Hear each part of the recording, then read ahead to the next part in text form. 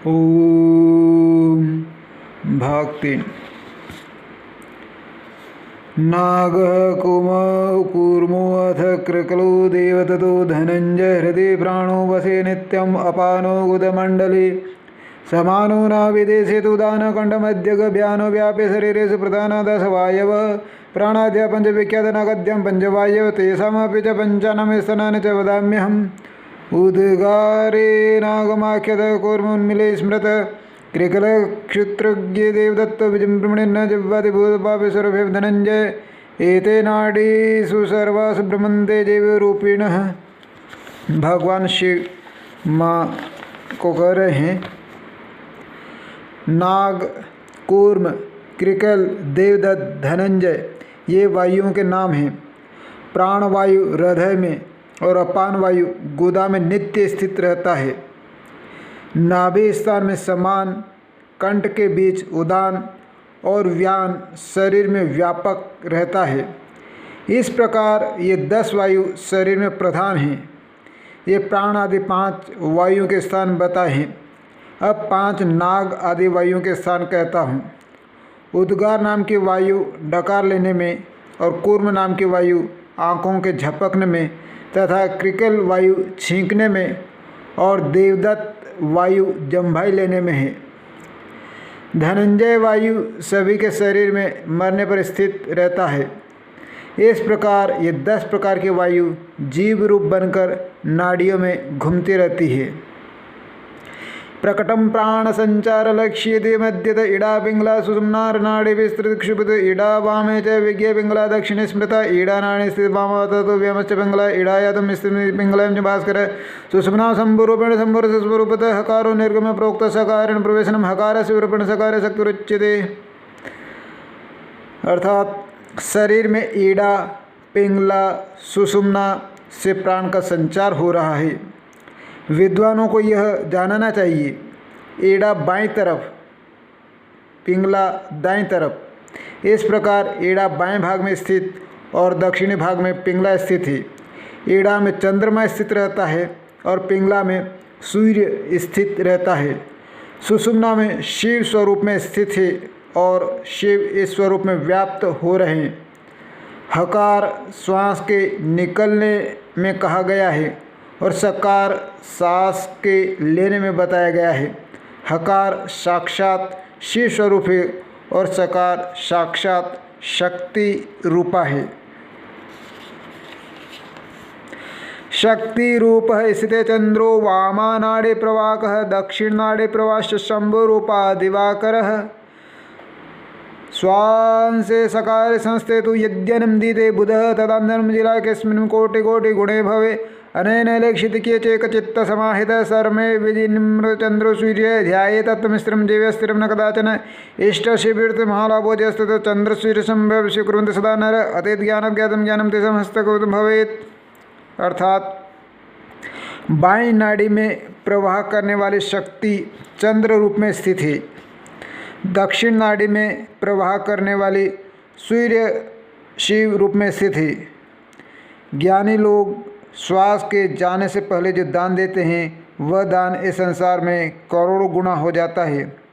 योगी इसी प्रकार सावधान और एकचित होकर चंद्र सूर्य के सब मार्गों को जान लेवे। जीव के तत्व में स्थित होने पर ध्यान करे, अस्थिरता में नहीं करे। ऐसा करने से सदा इष्ट सिद्धि, लाभ और विजय ही होती है। इस कहे प्रकार से जो मनुष्य चंद्र सूर्य स्वरों का सदा अभ्यास करते हैं उन्हें तीनों कालों का ज्ञान प्रत्यक्ष हो जाता है। वामे च अमृत रूपा शाग्दा पिंडम परम दक्षिण च भागन जगुत्पादिम सदा मध्यमा भवति क्रोध दुष्ट सर्वकर्मेषु सर्वत्र शुभकार्येषु वामा भवति सिद्धिदा निग्रहमतु शुभा वामा प्रवेश दक्षिणा शुभा चंद्र समूह सुविज्ञर विष्णु सदा चंद्र सूर्य पुरुष सूर्य चंद्र गौर सूर्य चंद्र नाड़े प्रवाण सम्य कारण कार्यता आदो चंद्र स्थित पक्ष भास्कर स्थित प्रतिपदो दिन्योस्त्रीणी कृत्यदया। अर्थात जगत को पोषण करने वाली वाम भाग में स्थित ईड़ा साक्षात अमृत रूपा है और दाहिने भाग स्थित पिंगला सदा संसार को उत्पन्न करने वाली है। सुषुम्ना मध्य भाग में स्थित सभी कार्यों में अशुभ होती है और वाम भाग में स्थित सदा शुभ तथा सिद्धि देने वाली होती है। घर से बाहर जाते समय वामा सदा शुभ और घर में प्रवेश करते समय दक्षिण सदा शुभ होती है। इस प्रकार चंद्र सदा सम और सूर्य विषम जानना चाहिए।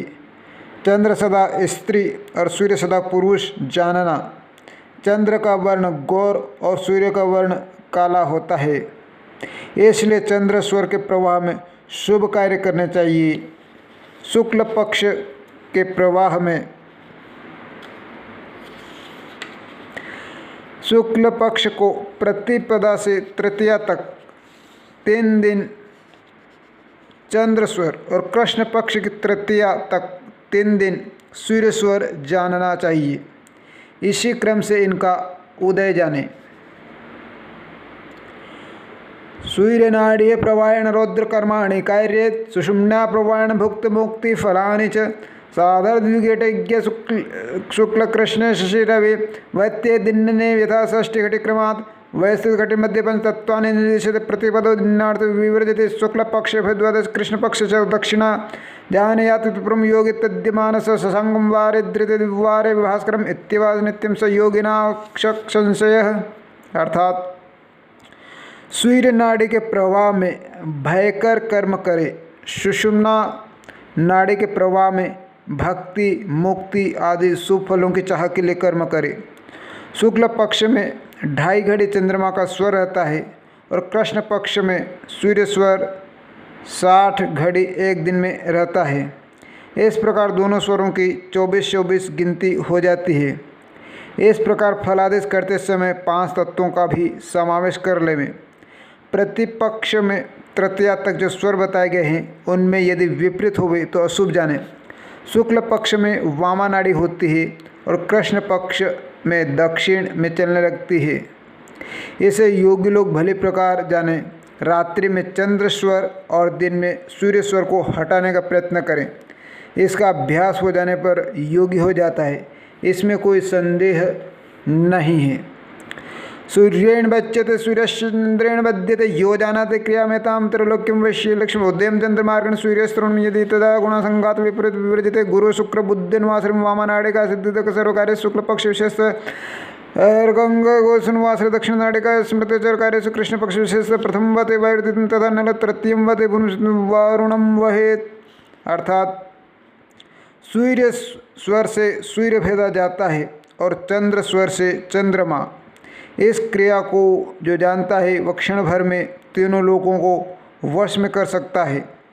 चंद्र स्वर में उदय में हो और सूर्य स्वर में अस्त होवे तो वह अनेक गुणों वाला होता है। यदि इसके विपरीत होवे तो वह अशुभ होता है। शुक्ल पक्ष में गुरु शुक्र बुध सोम को बाएं नाड़ी के प्रभाव में किए गए सब काम शुभ और सिद्धि देने वाले हैं। कृष्ण पक्ष में सूर्य मंगल शनि इन वारों में चलने वाली दाहिनी नाड़ी शुभ है। पहले वायु फिर अग्नि तथा भूमि और बाद में जल तत्व इस प्रकार क्रम से बहते हैं। ओम।